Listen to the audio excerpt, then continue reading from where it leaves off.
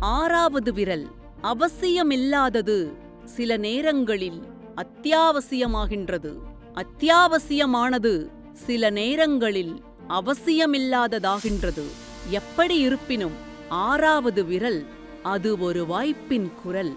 ஆறாவது விரல் இல்லாமல் போன தாய்மடி நினைவுகளும் நில்லாமல் போன இளமை கனவுகளும் சொல்லாமல் போன காதல் கணங்களும் வெல்லாமல் போன காம உணர்வுகளும் முடியும்போது வராத வாய்ப்புகளும் முடியாத போது வந்த ஆசைகளும் சேரும்போது விலகும் உறவுகளும் சேராத போது நெருங்கும் இலக்குகளும் மிச்சமும் கரைந்த பின் உச்சத்து நினைவுகளும் அச்சத்தில் தொலைந்த வாய்ப்பு தருணங்களும் தயக்கத்தில் தட்டாத தாளிடா கதவுகளும் மயக்கத் தெளிவில் மாமுனி ஞானமும் பிரியா நட்பில் பெரும் பள்ள விரிசலும் அறியாச் செய்தியில் அனுமான குழப்பமும் அவதூறு சேற்றில் அப்பிய கழிவுகளும்